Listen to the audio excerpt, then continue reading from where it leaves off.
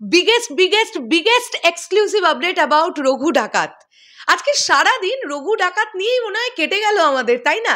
মানে টলিউডের আজকে অনেকগুলো সিনেমার অ্যানাউন্সমেন্ট এসছে, অনেকগুলো সিনেমার মহরত হয়েছে, এখনো পর্যন্ত সেই ভিডিও ফটো আমাদের সামনে আসছে। কিন্তু তোমরা যদি দেখো, সর্বাধিক আলোচনা হয়েছে যে সিনেমাটাকে নিয়ে, সেটা রঘু ডাকাত। মানে এত বড় গ্র্যান্ডারের একটা সিনেমা আসছে, এটা নিয়ে আলোচনা হবে না তো কি নিয়ে হবে ভাই? তার মধ্যে এই ছবির নায়ক কে? West Bengal box office king Dev. আমরা সবাই এটা জানতে পেরে গেছি যে রূপা গাঙ্গুলি তিনি রঘু ডাকাতে একটি চরিত্র প্লে করবেন। এক্স্যাক্টলি কোন চরিত্র প্লে করছেন তিনি, সেটা তিনি নিজেই জানিয়ে দিয়েছেন। এখন আমরা এই বিষয়টা নিয়ে কথা বলবো। চলো একদম দেরি না করে ভিডিওটা শুরু করা যাক। শুভ মহরতের একটি রিল ভিডিও আমাদের সামনে এসছে SBF এর তরফ থেকে, এবং সেখানে আমরা দেবদাকে বলতে দেখতে পাচ্ছি যে রঘু ডাকাত 2021-এ প্ল্যান করা একটা প্রজেক্ট, সেটা শুভ মহরত হতে হতে 2025 হয়ে গেল। আজকে আমরা শুভ মহরত করলাম। দেবদা তার মতন বললেন। তারপরে অনির্বাণ ভট্টাচার্য বলছেন যে এত বড় গ্র্যান্ডারের ছবি, এত বড় স্কেলের ছবি আমি এর আগে করিনি, কাজে এই ছবিটা আমার জন্য প্রচণ্ড বড় একটা লার্নিং, একটা বিশাল শেখার কিছু একটা হচ্ছে, এটা তিনি বললেন। ইদিকা পল বলছে যে এই ছবিতে আপনারা দুর্দান্ত কিছু কাস্টিং দেখতে পাবেন, মানে এত বড় বড় অভিনেতা অভিনেত্রীরা এই ছবিতে কাজ করছেন। আমরা জানি যে ইদিকা পল আবারও রঘু ডাকাতের নায়িকা। আফটার খাদান এরকম একটা গ্র্যান্ড সাকসেস, ইদিকা পল কিন্তু আবারও দেবদার সঙ্গেই তাকে হয়তো বা আমরা জুটি বাঁধতে দেখতে পাবো রঘু ডাকাতে।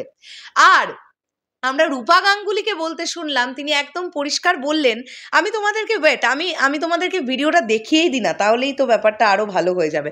আমাকে কিংশুক পাঠিয়েছে, থ্যাংক ইউ কিংশুক আমাকে এই আপডেটটা পাঠাবার জন্য। এখানে দেখো, তোমার গোটা রিলটাই তোমাদেরকে আমি দেখিয়ে দিই, সেটাই অনেকটা বেটার হবে।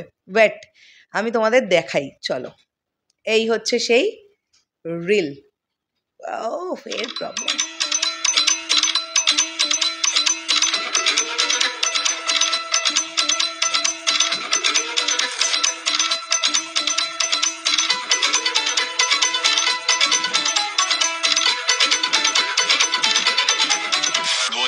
আমরা রঘু ডাকাত প্ল্যানিং করেছিলাম 21 থেকে আজকে 2025-এ ফাইনালি আজকে মহরত হলো। প্রচন্ড এক্সাইটেড। আমরা সবসময় বলি জার্নি, এই ছবিটা সত্যি একটা জার্নি। অলরেডি এই ছবিতে আমি একটি চরিত্রে অভিনয় করছি। আমি নিজে খুব বেশি এরকম বড় বহরের ছবিতে আগে অভিনয় করিনি।